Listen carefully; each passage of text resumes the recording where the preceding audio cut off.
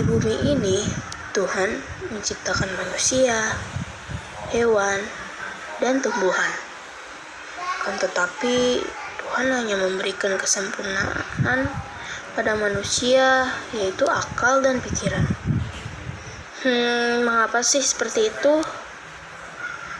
Ya, karena Tuhan ingin manusia dapat menggunakan akalnya untuk menjaga dan menggunakan sumber daya alam ini dengan baik dan benar. Namun, banyak sekali manusia yang merusak alam ini, bahkan lebih buruknya lagi. Para manusia yang sudah diberikan akal dan pikiran, mereka bahkan rela melegalkan segala cara untuk bisa mengeksploitasi dan menguruk sumber daya alam yang sudah diberikan. Padahal jika sumber daya alam terus dikeruk secara ilegal, maka mungkin beberapa tahun ke depan orang-orang yang di masa depan tidak dapat menikmati sumber daya alam yang tersisa.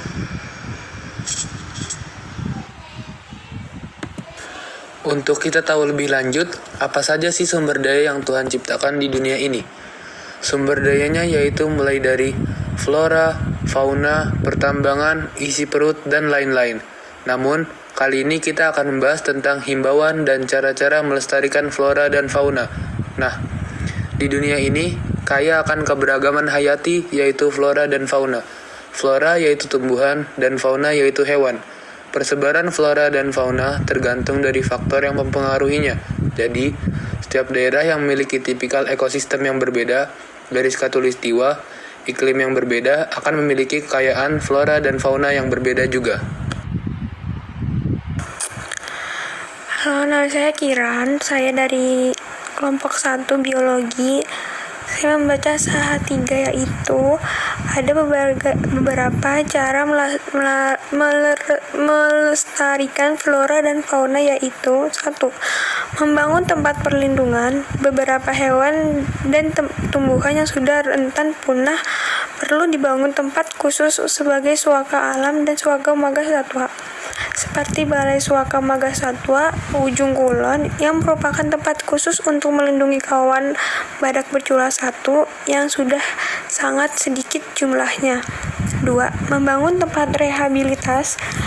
Tempat ini dilakukan untuk tempat mempertahankan kehidupan flora dan fauna, seperti pusat rehabilitas yang memiliki fungsi lingkungan hidup. Bagi flora dan fauna, seperti orang utan di Tanjung Puting, Kalimantan, hutan Wana Riset, Samboja, dan Kuantai, Kalimantan, dan pusat rehabilitas babi rusa dan anoa di Sulawesi. Tempat tersebut dapat dikunjungi oleh masyarakat luas yang ingin berkontribusi dalam mengembangkan perkembangan flora dan fauna. Terima kasih.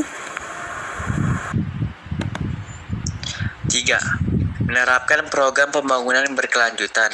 Pemerintah saat ini sangat perlu membuat sebuah undang-undang untuk mengatur pembangunan yang berkelanjutan yang memperhatikan aspek lingkungan dan ramah lingkungan. Misalnya saja untuk pembangunan gedung, paling tidak harus ada lahan hijau di daerah tersebut. 4. Menetapkan status flora dan fauna. Perlu dilakukan penetapan status pada flora dan fauna terutama yang terancam punah supaya tidak terjadi pemburuan terhadap mereka. 5. Melakukan usaha pelestarian hutan. Hal ini sangat perlu dilakukan seperti dengan menindak tegas para pencuri kayu atau illegal logging, memperbaiki kondisi hutan, melakukan reboisasi dan melakukan terbang pilih supaya hutan tetap terjaga kehidupannya dan makhluk yang ada di dalamnya agar terhindar juga dari erosi tanah yang menjadi penyebab flora dan fauna mulai punah juga.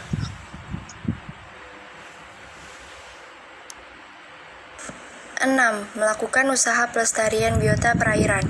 Biota perairan baik di perairan tawar maupun perairan asin juga harus dilindungi dengan cara tidak melakukan pengeboman untuk menangkap ikan, mencegah perusakan habitat seperti merusak karang sebagai habitat para ikan, serta harus melindungi anak-anak ikan dari penangkapan karena anak-anak ikan inilah yang nantinya akan menjadi ikan besar. Dan seharusnya kita mengetahui cara menjaga kelestarian air agar tidak merusak makhluk hidup yang ada di dalam air. 7. Melakukan budidaya. Jika memang bisa dilakukan, budidaya juga bisa menjadi salah satu cara upaya pelestarian flora dan fauna yang dilindungi. Misalnya saja budidaya penyu. 8. Melakukan penyuluhan dan pendidikan. Usaha ini dapat dilakukan di sekolah maupun di keluarga sejak dari kecil. Memberikan pemahaman bahwa flora dan fauna sangat penting bagi kehidupan akan membuat anak-anak menjadi sadar dan tidak merusak lingkungan, yang akan merubah struktur lapisan atmosfer jika melakukan kegiatan yang dapat merusak lingkungan. Nah, itu saja penjelasan dari kelompok kami. Terima kasih dan sampai jumpa. Wassalamualaikum warahmatullahi wabarakatuh.